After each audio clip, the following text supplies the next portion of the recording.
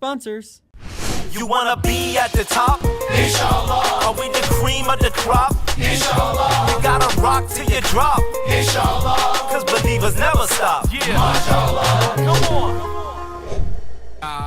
Assalamu alaikum. My name is Joshua Salam with DeenTV and Native Deen. We're here. We are always on, always live. This is an interview at the 2017 Mass ICNA Convention in Chicago at the McCormick Place. And guess what? I would say by coincidence, but we know that nothing is by coincidence. It was the plan of Allah to end this very bazaar.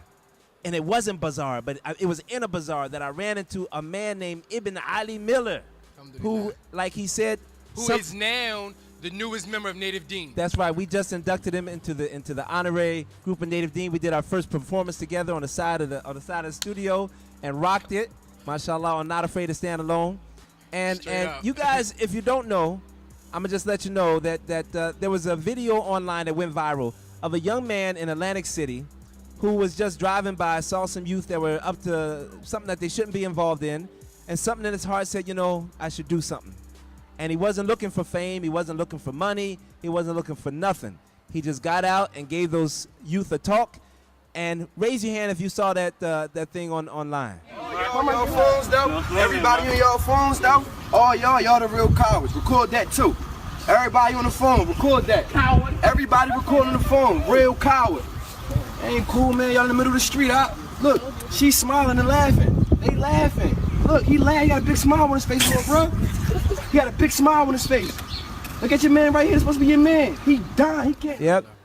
And I just happened to run into him in the bazaar, and he's here today. So we just wanted to ask him a few questions. And by the way, you didn't know that he's also a musician, and he has some amazing stuff coming up. But we're going to get to that. So, brother Ali, can you just tell us, like, run down exactly what happened? Because I'm like that too. Me and my sons, if we're driving down the street and we see somebody pushing their car, it's like natural. We just pull over and try to help them. So what exactly happened? What did you see, and what was going on? Basically, what happened to you and your son, same thing. We alhamdulillah, like I've been asked this question a lot. Were you alone in the car? I was alone in the car. I was leaving. I was studying online at Maqasid. So Sheikh Yahya wrote this. He started a institution in Allentown, Pennsylvania. It's Al Maqasid Learning Center. So I was taking Sheikh Yahya wrote it. Sheikh Yahya is one of our teachers, alhamdulillah. So I was taking. I was actually in Ustad Hassan's class. And so some of the students for the 40-day program, Prophetic Living program, some of the students were staying at the Ribaut. And then some of us, my family, different things, I couldn't go away for the whole 6 weeks. Mm-hmm. So I stayed at home and I did the classes from Fajr to Maghrib, just at home online. So after Dhuhr every day, after you have your time to get some food, take a little nap maybe, right? You're telling me this thing happened in between classes? In between classes, yeah. Wow. So my mom called me, and alhamdulillah, I answered the phone, assalamu alaikum, Ummi. So she said, salam. She needed me to do something for her.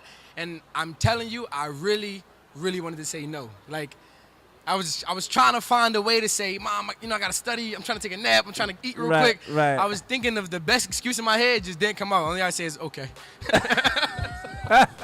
You hear that, ladies and gentlemen? His mother asked him to do something, and he was trying to say no, but Allah just called him to say, okay, mama, I'm on my way. So the moral of the story is, listen to your parents. You might become famous. Yeah. Okay? I don't know if they told you that part at school.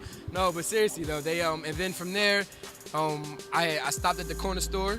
I don't know if I got milk or something my wife needed for dinner, maybe butter, something. Mm-hmm. But I stopped at the store, and I was just coming back around, and I seen those kids. They got off the bus. They were about to fight. But like I tell everybody, those kids are good kids. Mm-hmm. So like things like that, man, that happens. Cause they don't really want to fight. Nah, they don't really want to fight. Right. And those kids, if you've seen how easy it was for them to stop fighting, right. They were looking for an outlet. They were looking for an outlet. They wanted me to get out the car. Mm-hmm. Maybe not me, maybe anybody. Maybe that day anybody stops them, they stop a fight. You know? Why do you think, if that's what those youth wanted, that they really just were hoping that somebody would come in and break it up? You know, the whole thing like, hold me back. Why don't you think those youth around would step in? Peer pressure is one of the leading causes of death in young black men in America. Peer pressure. Like I hear it like other I get it, but I mean like to be the guy who lost the fight, or to be the guy who got joked on and didn't have a good enough joke to come back, right? To be the guy who has the sneakers that are worn down, to be the guy who doesn't have the nice fit to get the nice girl, to be that guy in our communities, it's difficult to be that guy. And here's the thing, everyone's hurting. Everyone's neglected some way or another. Maybe he lost his dad, maybe he lost his mom, right? Maybe he has this going on, maybe he has that going on. But one thing that I find in the cities is that the need for us to put each other down for us to feel better about ourselves. And the kids, they're not kids, they're young men, but the kids basically, right, is that they don't have adult minds yet.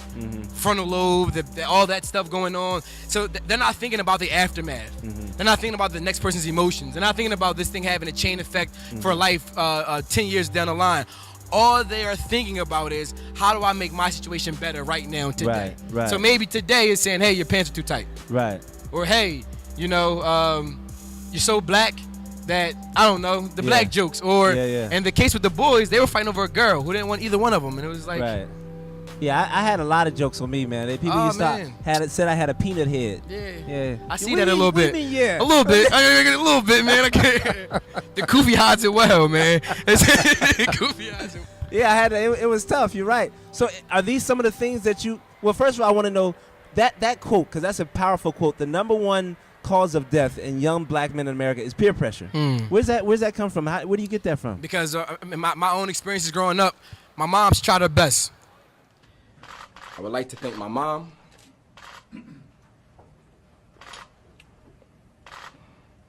Yeah.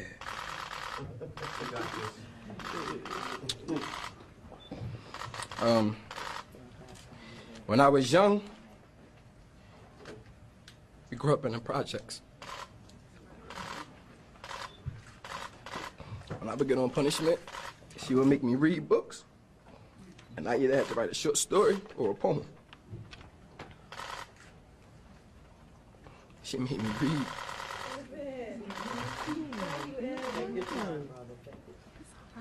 My own experiences growing up, my mom's tried her best. Wallahi, my mom really tried her best to raise us, man. She made me read books. She made us do arithmetic on high levels when we were kids. I was like, my mom brought fractions up to us. We were like 7. We were like, what is this? She's I got one my mom's pie. Yeah. My mom's crazy, bro. My mom, yeah. And don't get it wrong. And the fractions are on a real box of pizza. Right. And every time you mess up, you lose it out on a slice, right? So by the time, you get those together real quick. But then she alhamdulillah, she made us read. It was one book, interestingly, she made me read. I was like 12 or 13. It was a book called The Pack. And it was about 3 guys from New Jersey. They all went on to be doctors and lawyers and different things. And I remember the one guy in the video. He had committed a crime. He almost got away with it. He committed a robbery or something. And in the justice system, they were about to waive him up as an adult, and he would have did a long time in prison and all these different things. Alhamdulillah, that didn't happen. He was charged as a juvenile. Then he went on to become a dentist. They wrote this book, but she made me read the book. Right. And I never forget her telling me. She said I was like 12 or 13. I was, getting a little bit of trouble, fighting and with the Mexicans, fighting with some of the other gangs and different things, and other neighborhoods. And she made me read this book. And she said, hey, listen. She said, some of your friends are going to become doctors or lawyers. She said, no. You're going to be a doctor or a lawyer. She said, some of your friends, they may do life in prison. And she was right. She was right. I didn't become a doctor or a lawyer, but I have some friends who have become doctors and lawyers. Right. Alhamdulillah. And I have some other friends who are literally serving life on death row in prison. Wow. Same group, same. My mom cooked chicken for all of us. Right. You know. And why do I say peer pressure? I say peer pressure because we grew up, we had 50 Cent. None of us knew 50 Cent from a can of paint. I never seen this guy. To this day, I never met 50 Cent in person. Right. But I knew every single line to beg for mercy. I knew every single line to get rich or die trying. It was a time in my life where I would have told you, hey, what are you doing? I'm gonna get rich or die trying. That was my answer. Right. It's cool. That was my grown-up answer. I'm gonna get rich or die trying, right? And this is no knock to 50 Cent. It's no knock to Jay-Z. It's no knock to any of these guys, right? But where we grow up and where we live, these guys and the likes of them are the only people who don't face this certain kind of social torment. The drug dealers, right? Why? No one's making fun of him. He has a fit. Sneakers, clothes, hop out of a car on you, right? that one girl in the neighborhood that everyone's drooling over, right? I'll do be lad, but this is real, right? So, and the thing is, for us growing up, man, we wanted to be more like him than like Malcolm X any day of the week. Any day of the week. I'm not gonna say his name because he's doing better, and he's a Muslim now. This guy that we all idolized before, he's a Muslim now. Alhamdulillah. But at the time, though, he was like the king, man, and we were like, I want to be like that, right? And that wasn't good at the time. And that no. That wasn't good at the time. And then what happens is that you have this idea in inner cities where people will steal your youth. They'll steal your youth, right? They'll say, okay, this guy, he's young, he's a hothead, he's wild. I'll send him to commit a crime, right? Right. Because perhaps I'll go to jail for 20 years. Perhaps he's 15, only give him 5 years, he'll come home by the time he's 21. Right, I'll take care of him. I got you, man. Come here and put some money in your pocket, man, right? Yeah. So when that started to happen, and that happened to like my whole generation all in like one summer. It was like now, that's a key word, generation. And I only got 1 minute left, but I want to ask you this question because it's something that we talked about before, where you were like, you know, Joshua, our job is to take what you did, Abdul Malik, Naeem, Joshua, and we want to build off of what you did and make it for today. We need to learn from that, make it for today. So in your final comments, tell me about like how you envision and the benefit of building off of, you know, what has been done and making it relevant for people today. SubhanAllah. SubhanAllah. So first is that Allah guides whom He wills. So if Allah wants deen for you, there's nothing anybody else can do to take deen away from you. If Allah doesn't want deen for you, there's nothing anybody can do to get you the deen. So that's the first understanding. So here's the thing. All of us are from different walks of life. We hear the word dawah. We hear that a lot. Dawah, dawah, dawah, dawah. But dawah is not only giving in one way to one group of people, right? So if I grew up in the desert, I need you to give me the kind of dawah that a desert boy would understand. If I grew up in the hood, I need you to give me the kind of dawah that a kid from the hood would understand. So here's the thing, with us being African Americans, and it's not a one size fit all. It's not a one size fit all. And so with us, like with you guys, I'm telling you, man, yeah, the beats were knocking, yeah, the rhymes were on point, but what you did was you gave a halal alternative to some guys from the hood who possibly would have never listened to something without a drum in it. Like, I know if it don't have a drum, I'm not even going to hear it.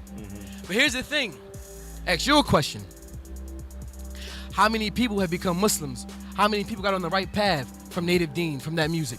I tell you what. How many people? I hope Allah tells me in Jannah. Inshallah. And that's where.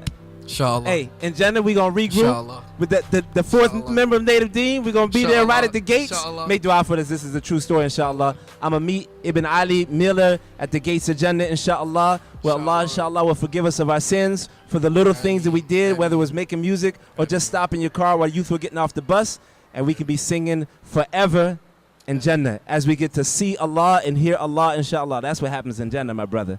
We gonna see you there? They say that the gathering, they say that our teachers, they told us, our teachers, they told us, he would say that the gathering is that sometime a person, you can be blessed just from the gathering. So sometimes you'll have a good gathering and the person will come to the gathering. He may come to the gathering to kill everyone in the gathering, right? Or to burn the place down, right? And then he gets there and then Allah Ta'ala, He spreads something inside of him just from the gathering. Just from being there, just from the mercy descendings of the name of the ulama descending, the rahmah being there. So the thing is this, is that, inshallah, from the blessing of this gathering, is that when me and my cohorts, when the whole Native Deen squad, when we meet up, right, and all of the Muslims are assembled, right, Muhammad Sallallahu Alaihi Wasallam in the front, right, it's the hope that all of you will be there with us. And we'll reminisce on this day, reminisce on this weekend, reminisce on this time in our lives when we tried to do something for Allah's sake. Hashtag join the gathering. This is Joshua Hashtag Salam join the gathering. with Ibn Ali Miller on DeenTV, always on, always live. Check us out. Assalamu alaikum wa rahmatullah. This DeenTV video was made possible in part by Penny Appeal USA, Small Change, Big Difference. By Guidance Residential, the #1 Islamic home financer in the U.S., and by Recycle Processes Incorporated.